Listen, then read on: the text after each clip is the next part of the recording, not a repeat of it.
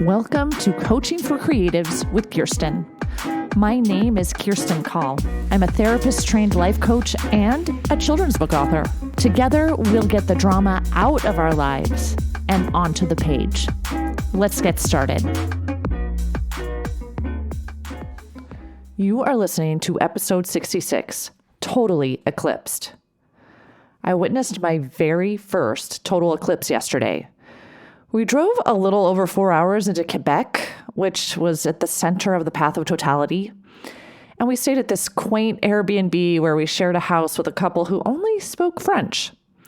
We took the 3 kids out of school, set up a tarp in a field in this little town called La Patrie, and basked in the intensity of the first sunny day I've seen in a really long time. We prepped for this excursion with a spotting scope and eclipse glasses. Let's talk for a minute about eclipse sunglasses. They're so incredible, right? They block out everything except for the sun. They protect us from going blind, but literally we wouldn't be able to function if we wore them all the time. Yet the darkness of the sunglasses allows us to look at something that would otherwise burn us and cause permanent damage. In fact, probably about 20 people have permanent eye damage from this particular eclipse because they failed to properly protect their eyes. So we waited in the field as the moon and sun moved slowly until the sun was totally eclipsed. The air froze, the sky darkened. The world seemed to pause. A swell of emotion that I really didn't expect overwhelmed me as the people around me cheered for the total eclipse. It was such an experience. We left almost immediately.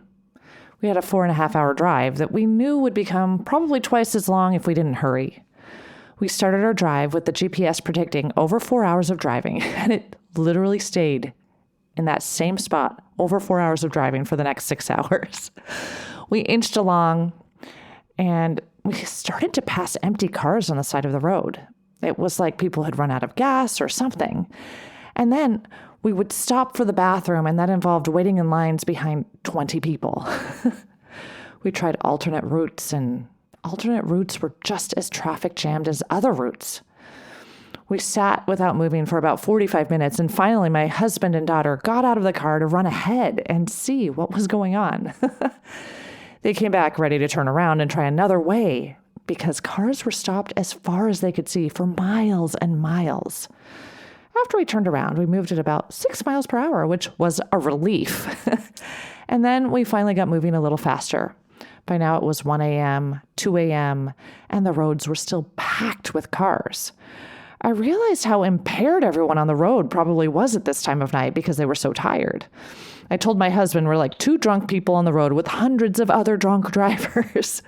I spent hours trying to keep him awake while simultaneously keeping the kids asleep in the back. Finally, after 12 hours of travel, we got home at 3 a.m.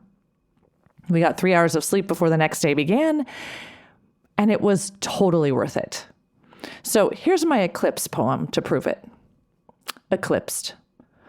Our moon moves, intentional, graceful, incandescent, shielding the sun, a sanctuary for her sorrows, and I am totally eclipsed.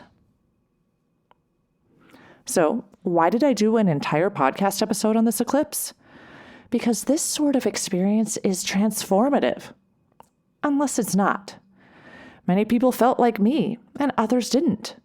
Some people didn't even feel like looking at the eclipse, let alone traveling for hours to get to the path of totality. It's a testament to the power of our thoughts. There can be an event like a total eclipse that many people experience, and there are as many reactions to it as there are people. Each individual feels differently, thinks differently, reacts differently. I made a conscious decision to tune into the awe of my eclipse experience, and so did many other people. Here are some ways to intentionally notice the beauty and wonder of the world around us. Number 1, make an effort to go outside. If we spend a majority of our time or all of our time inside, we can't feel the wonder of our world. We're not even giving ourselves the chance. So go outside, or at least look out the window if you can't get outside. Number 2, when you go outside, pay attention. It's very easy to miss what's happening right around us. At my kids' college campus, there's a Look Up campaign. There are flyers all over campus urging students to look up from their phones, to put their phones away and watch where they're going when they're walking. There is joy in noticing a bird or a squirrel or watching the wind blow through the leaves. There is joy in witnessing a sunset or even a blue sky dotted with clouds. There is joy in anthills and butterflies, flowers, and stargazing. There's a sense of peace and calm and joy when we notice a trickling stream or snowy icicles. When we intentionally pay attention to nature, nature inspires. Number 3, make plans to experience nature.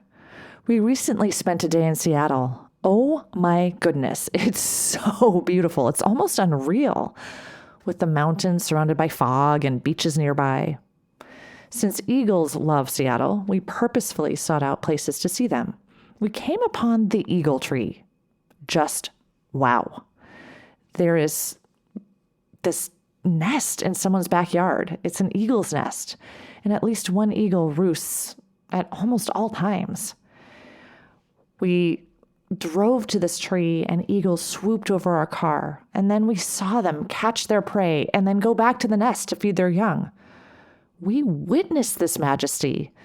There are so many ways to witness the awe of nature.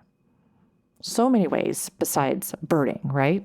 Hiking mountains and swimming in the ocean are two very different and very specific experiences in nature.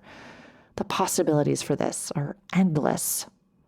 Number 4, remember nature heals. There have been almost 1,000 studies done on the topic of nature and health. These studies show that time in nature lowers blood pressure and stress hormone levels, reduces nervous system arousal, enhances immune system function, increases self-esteem, reduces anxiety, and improves mood. I mean, if that's not a reason to go out into nature, I don't know what is. Number 5, spend at least 2 hours in nature every week. In one of those 1,000 studies, they took 20,000 people, researched 20,000 people, and found that people who spent 2 hours a week in natural environments, either all at once or spaced out over several visits, these people were substantially more likely to report good health and psychological well-being than those who don't spend 2 hours in nature over a week period. The study showed there were no benefits for people who didn't spend at least 2 hours outside. But, 2 hours a week is doable, right? Number 6, practice gratitude for nature. We've talked about the benefits of gratitude on this podcast so many times, but this bears repeating. When you feel the warmth of the sun, remember, be grateful. When the wind ruffles your hair, be grateful.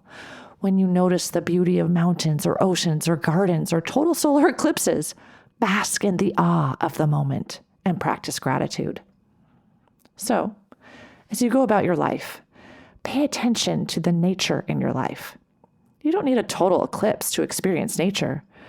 Bring yourself to any green space, and awe and joy await with open arms. Until next time, keep smiling.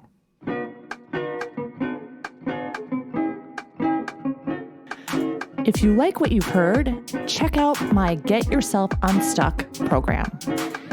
Go to KirstenCall.com. That's KirstineCall.com and schedule a free consultation today. Coaching for Creatives is produced by Kirsti Call. Music and audio engineering by James Call.